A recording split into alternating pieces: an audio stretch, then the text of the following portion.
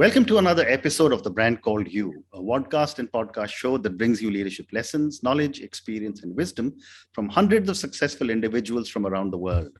I am your host, Ashutosh Garg, and today I'm delighted and privileged to welcome a very, very senior and accomplished professional from the advertising world, Mr. Tony Francis from India. Tony, welcome to the show.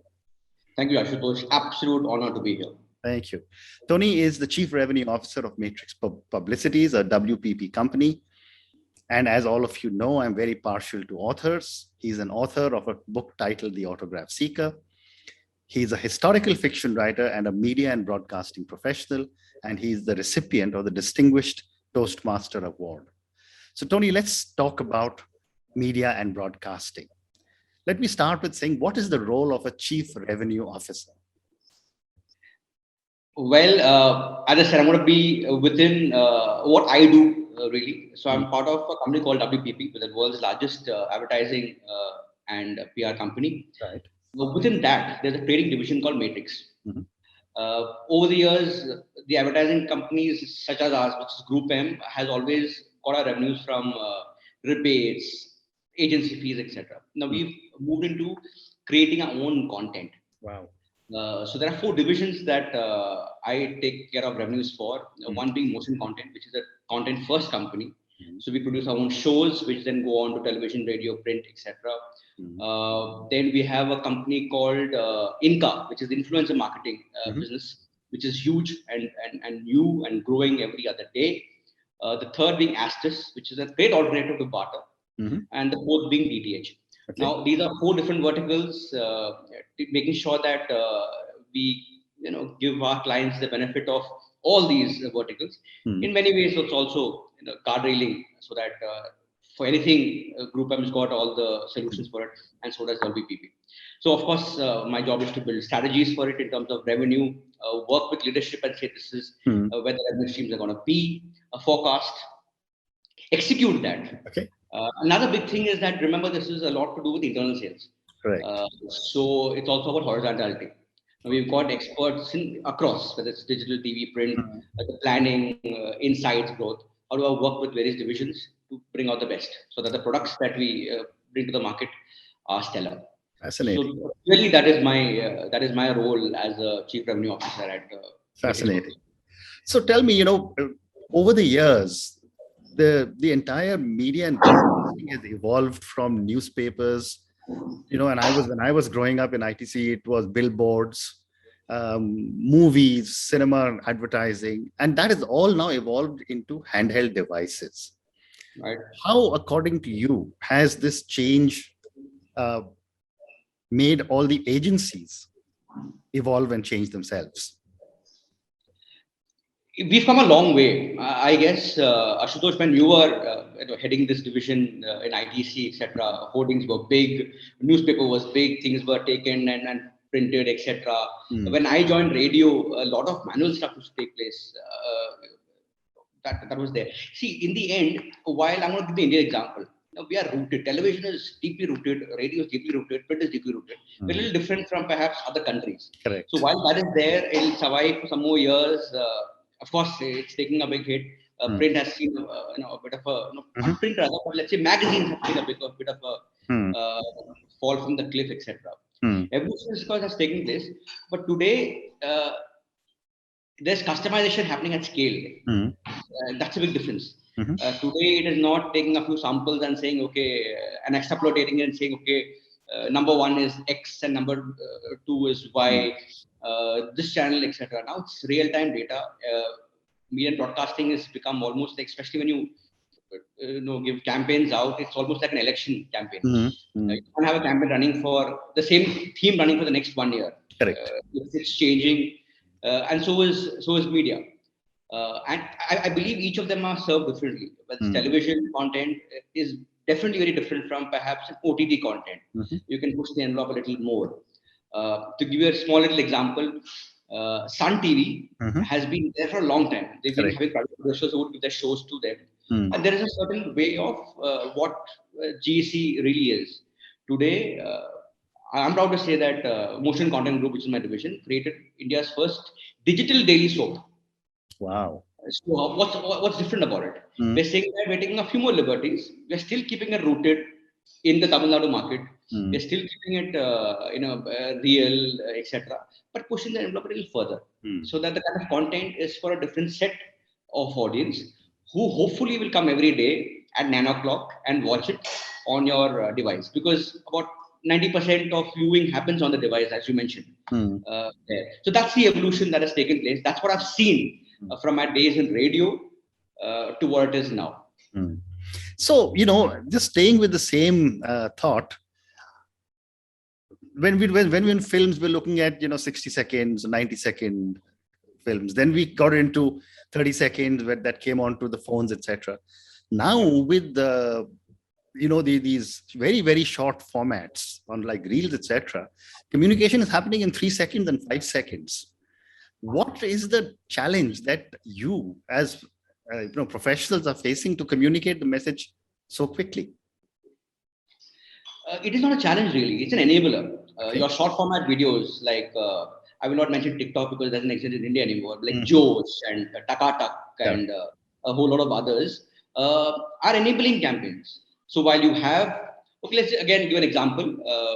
During the peak of COVID, Wildcraft, which is known for its bags, etc., they said that there's a right time to bring in its mask. So while they had a TV campaign, they had a print campaign, etc., they used short format videos in a very effective way.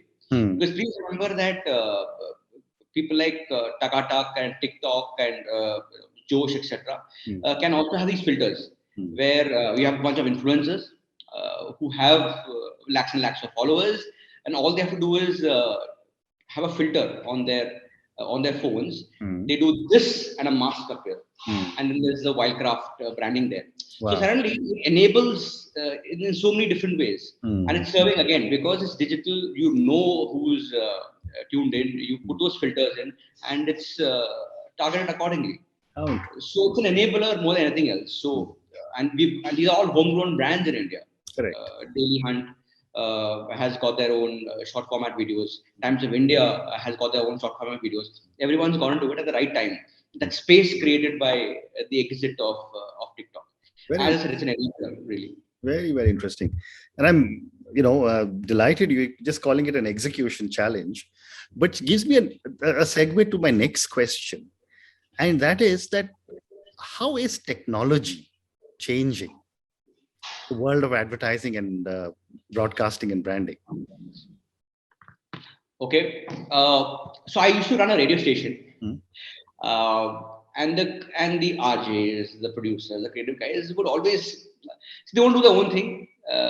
And they would say that, why are you giving me this data? Why is that, the moment I, meander into a certain topic, listenership falls down. I've come prepared for it, etc. But ultimately, data is data. You know that, okay, this person has been talking on XYZ subject, while competition has been talking about something more interesting, and therefore there was a bit of a slump in listenership back there.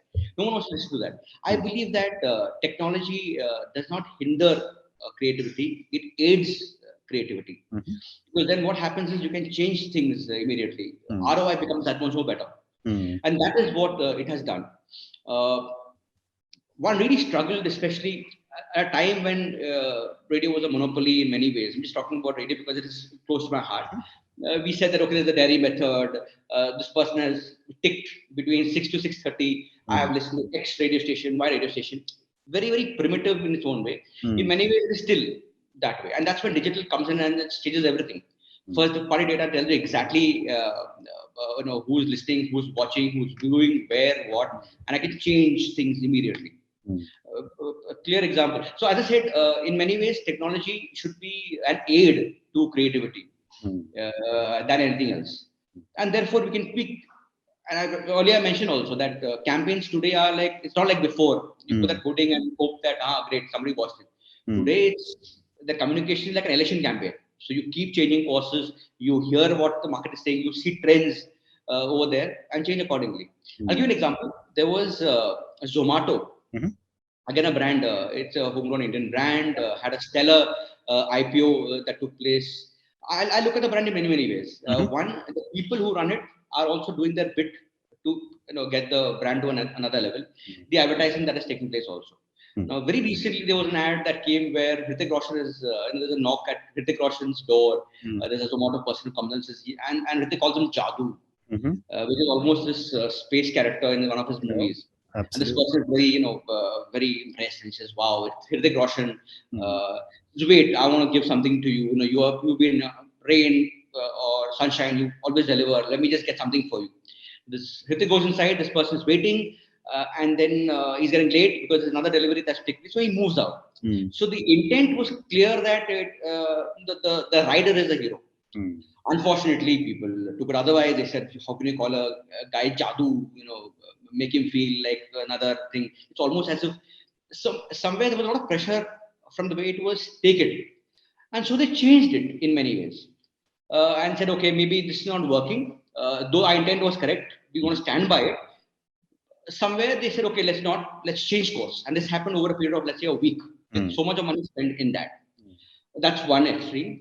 The second extreme is that here is a leader of a company who's also working on the brand, who gets a case where a customer is accusing a rider of being rough with her or whatever. So in fact, what Zomato did was they gave a lawyer for the customer and for the rider, both. These are suddenly the brand comes alive. It becomes more personal. It becomes different. So a lot of that is happening, and people are realizing that it's not just that ad that's going out. It's what are you saying? How are you communicating? How are you living what you're saying? Whether it's people, brand, process, etc. Absolutely. And I was speaking to some other very senior creative people from agencies like you, and I asked them a question which I'm going to ask you as well. What does social media pressure do to creativity?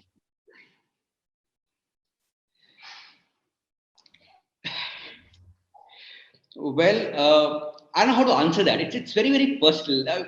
I can't put a single brush to everybody as such. So perhaps I am influenced by the fact that we work with a lot of influencers. Yeah. So whatever they do, there are a lot of things. The fun has definitely gone out of it. It's all about what do I do next? Correct. How do I make it more engaging? They also become correctness.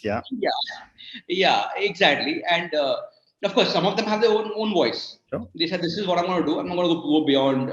These are my territories as such." But surely, a bit of the organic content surely has been compromised in many, many ways. But the good part, if I can come anywhere close to the answer that I'm giving you, really is that today, if an influencer is representing a brand, it is not like before.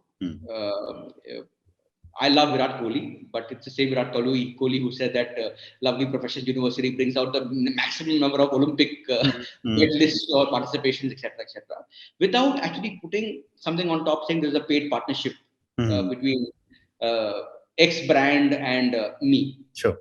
Yeah.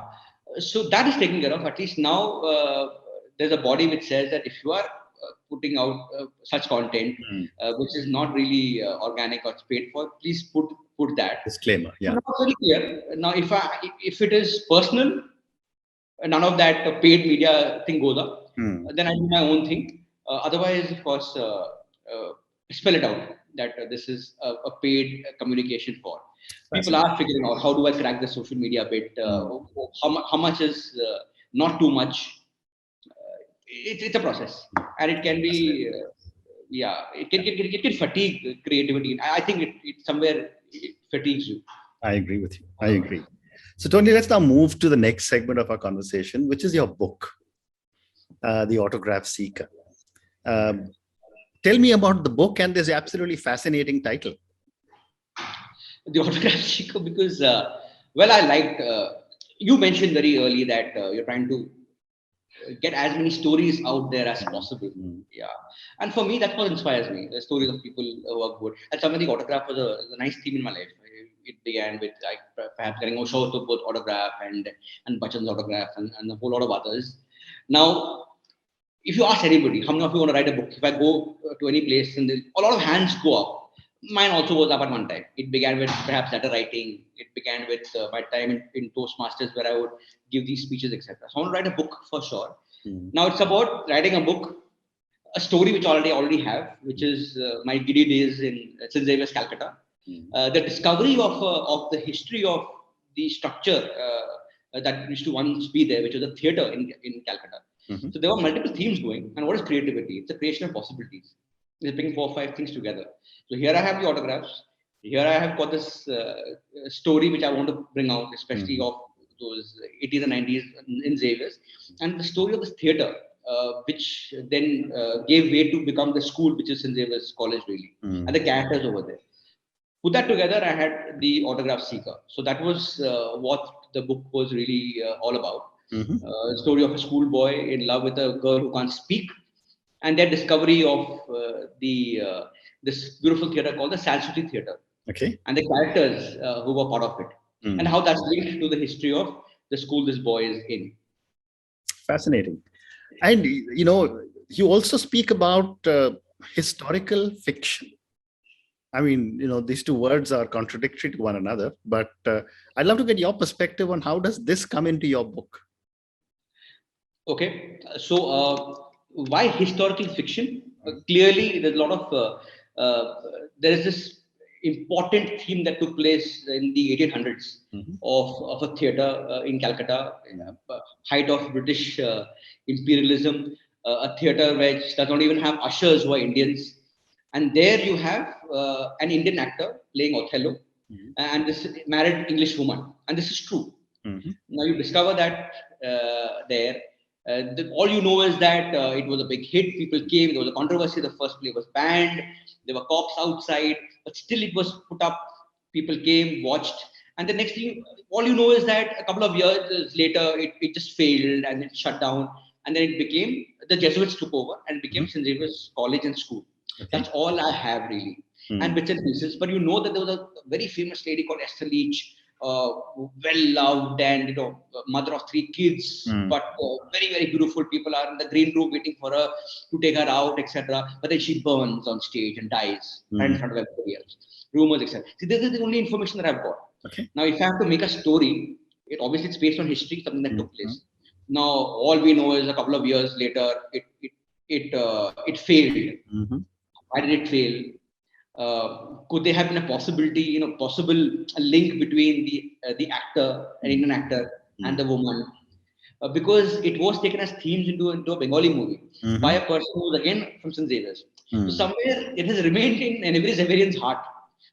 This is my take. Now, my take was that perhaps it failed because they invested too much in infrastructure. And therefore the increased costs. There must have been some sort of a protest. Something must have gone wrong. Popularity went down. So those were my additions, really, to historical fiction. And that's what everyone does, really. Yeah, absolutely. I agree with you.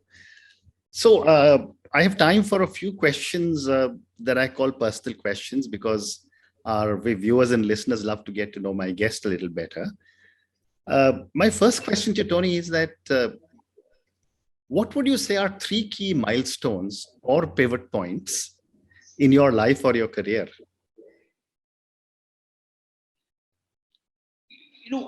These milestones, if 3 comes, great, but I'm going to just say whatever comes to the top of my mind is what I'm going to say. I think what has happened to me is because I've asked for it.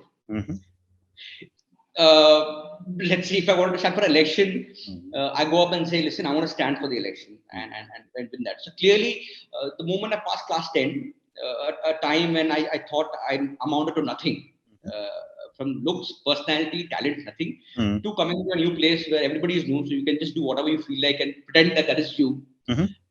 Winning an election, I think somewhere these little milestones, that gave me confidence. Then perhaps winning the best striker for the moment I passed the year I was leaving college was a big milestone for me, because it proved to my father, who all the time heard that, okay, I'm doing this and I'm doing that okay, this boy can be of some value to the world. I'm still doing catch up for that. Clearly, that's one big milestone. Second is, of course, launching Red FM in Bangalore. We were very badly beaten. We were a local language player. and then do exceedingly bad, a lot of pressure, and then taking that call that let's turn it into English talk with Hindi music. And the entire process, the branding, the putting everything up. That's I think you learn only when you do it. That was a big milestone. Really, it was more like a Whistler Corporation out of the grave. Lee Iacocca was big during my MBA days. So for me, I felt that was big, turning that around in many ways. And of course, the launch of my book and traveling. It began with hoping that 10 friends of mine will read it. But when it goes to Mami Film Festival and you meet people who think there is something to it, and it does well. Clearly, that was a big milestone. Fascinating. So, Tony, I have time for two more questions. My next question is on failure. And I've often said this, that parents in South Asia particularly don't teach children it's okay to fail. We're always taught, come first in class, go to the head of the line, etc., etc. Yet we fail, we learn. My question to you is, what are some of your learnings from some of your mistakes? Mistakes are bound to happen. They'll keep happening. A little off from the failure bit. I think we only see the glamour part of it. Tony Francis, Chief Revenue Officer. Tony Francis, the guy who wrote the book, or anybody for that matter. But there's a lot going behind. It's and you're feeling every single day, whether it's a presentation that you make. Of course, you have your great days also.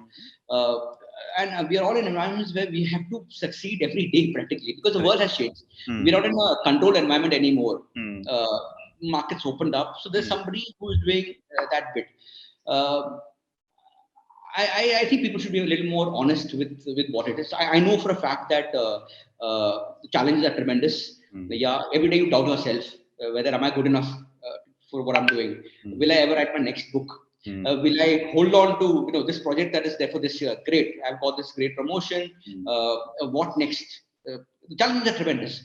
So failures are great because you build resilience for sure. And I failed tremendously, plenty of it, which has happened. But the thing is that how much does it affect you? Can you just get up and and back yourself up? Resilience needs to be taught. It's about that. And it can't be done overnight. It has to start from school itself.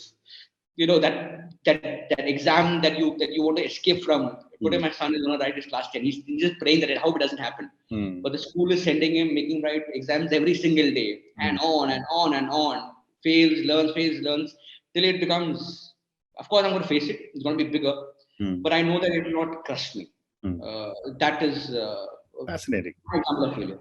Fascinating. And my last question to you, and I've kept the best for the last. You are the recipient of the Distinguished Toastmaster Award. Tell me about this award and what did you get it for? So I'm part of a club called the Toastmasters Club. It began when I began my MBA. Loved this place because it's a leadership and a communications club. So back in Xavier's, I had the head of the institution teaching us public speaking, telling us to observe those hawkers who use their voice to communicate, etc. Came to Bangalore Alliance Business Academy, Alliance University now, and it was the first nation to have a Toastmasters Club. So it began there. It's a leadership. In fact, 1924. That's when it was established, where you learn public speaking and communication on the go. This is the highest level of achievement, really, where you have to do multiple things in terms of X number of speeches, having leadership positions. And then finally, after having done all that, you get this Distinguished Toastmaster Award. But more than anything else, it's something that I just feel blessed that I discovered and I'm part of. So yeah, that's what Toastmasters is. I would recommend anybody who finds it difficult to communicate publicly, to be a storyteller, or even in leadership, suggest that you must join your local Toastmasters club. How interesting. Tony, on that note, thank you so much. It's been such a pleasure speaking to you. Thank you for talking to me in so much detail about media, broadcasting, advertising. Thank you for taking me through your amazing book, and I'm sure I'll look out for it on Amazon and all other channels. Thank you again and good luck. Ashutosh, thanks so much. Fantastic questions, got me thinking. But the most important thing is that you got me to be as honest as I could possibly be. Thank you, Ashutosh. Thank you again. Thank you for listening to the Brand Called You videocast and podcast, a platform that brings you knowledge, experience, and wisdom of hundreds of successful individuals from around the world. Do visit our website www.tbcy.in to watch and listen to the stories of many more individuals. You can also follow us on YouTube, Facebook, Instagram, and Twitter. Just search for the Brand Called You.